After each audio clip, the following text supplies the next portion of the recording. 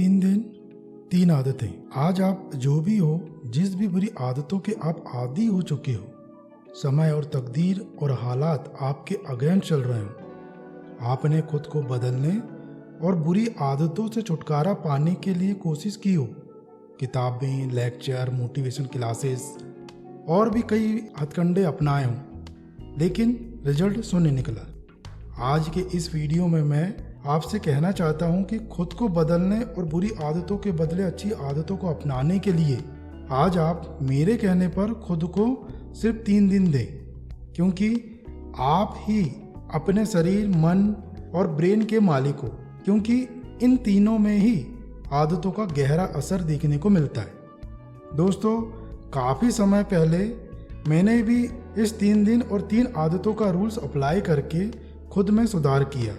तभी मुझे मेरा गोल्स और डिज़ायर क्लियर दिखाई दिया, जिसे मेरे माइंड ने इसे प्रोसेस में लिया और आज मैं काफ़ी हद तक दिखावटी नहीं बल्कि ओरिजिनली सुकून, खुशी और गोल्स के प्रति गंभीरता महसूस कर रहा हूँ। चलिए एक एक करके इन 3 दिनों में 3 बुरी आदतों को किस तरह बदलें और अच्छी आदतों को अपनाएं। Number 1, first day first habit.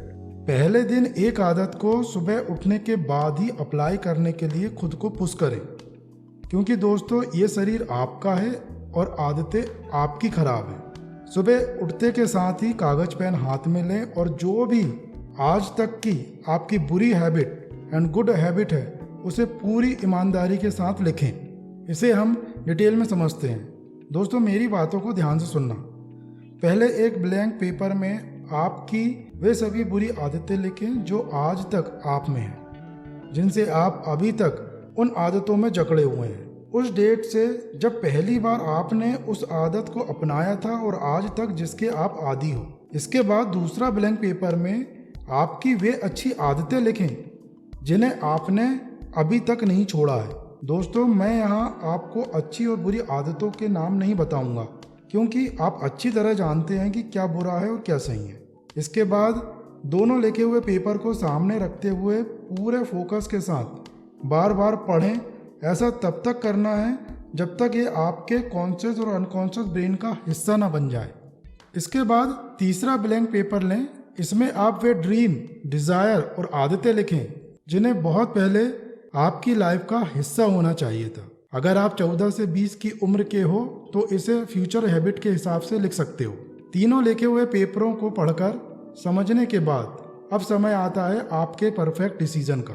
चौथा ब्लैंक पेपर में ऊपर हेडिंग में लिखें, this is my life and this is my new habit. उन सभी आदतों को लिखें जिन्हें बुरी आदतों से आप रिप्लेस करना चाहते हैं। दूसरा, उन फ्यूचर प्रूफ आदतों को लिखें जिन्हें अपनाकर आपका प्रेजेंट और फ्यूचर दोनों ब्राइट हो सकें, ताकि लाइफ में सिक्योरिटी के साथ खुशियाँ भी आपकी बॉडी, ब्रेन और मन का हिस्सा बन सकें।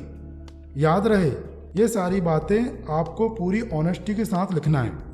दोस्तों, ये बातें आपको बहुत ही सिंपल और कई बार सुनी सुनाई लग रही होंगी, लेकिन जब आप पेपर पेन के साथ लिखने बैठेंगे तो ये जानेंगे कि अभी तक आपने क्या खोया है और क्या अचीव किया है और आगे आपका भविष्य कैसे होने वाला है। एक बार अभी इसी वक्त इन आदतों को अपनाते हुए खुद के बारे में एनालाइज तो करें।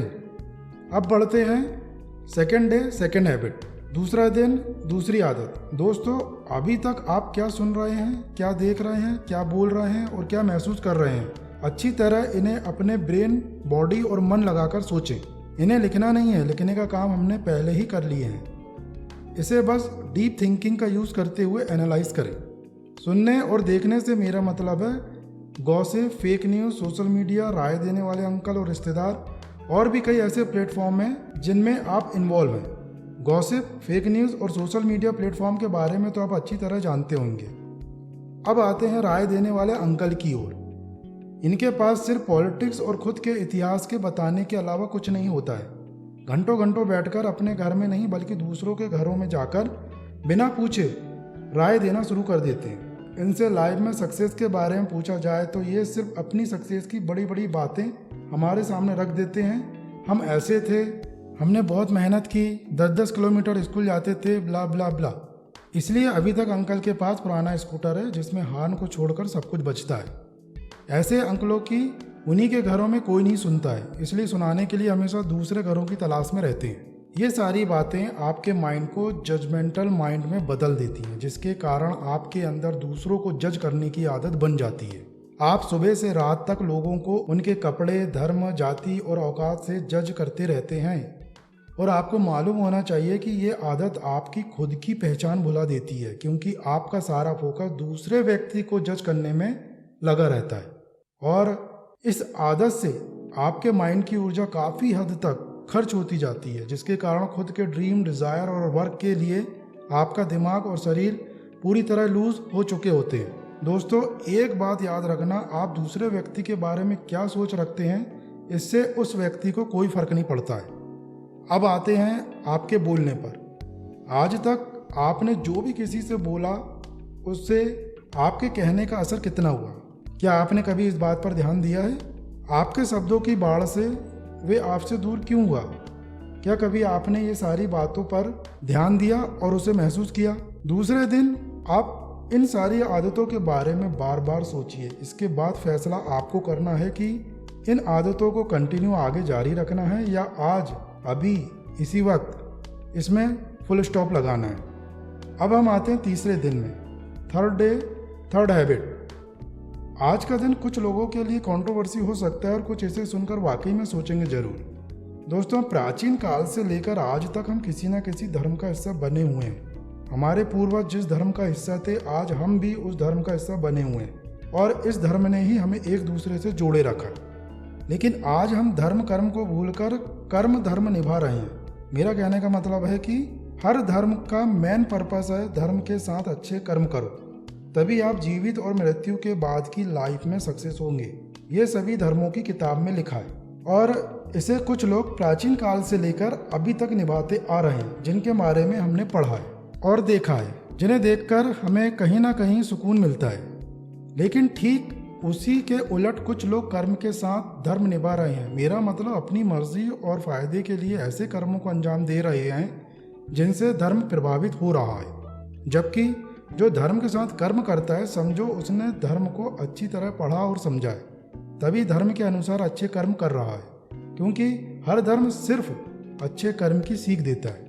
हम हर दिन जो भी एक्टिविटी जाने अनजाने करते हैं, वे हमारे कर्म का हिस्सा बनती जाती है।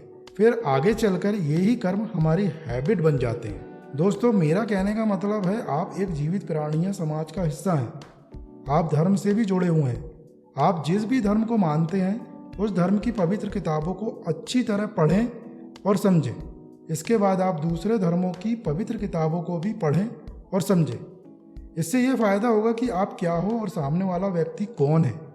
आप अपने इनर नॉलेज से समझ सकोगे। आज बहुत से लोग एक दूसरे के धर्म और उनके मानने वालों के खिलाफ बातें करते हैं, झूठी अफवाह फैलाते हैं, झगड़ा पैदा करते हैं। ये उनका काम है, इससे उनको फ़ायदा है। और हम भी कभी कभी ऐसे लोगों की बातों पर भरोसा करते हुए उनकी मंडली और जमात में शामिल हो जाते हैं।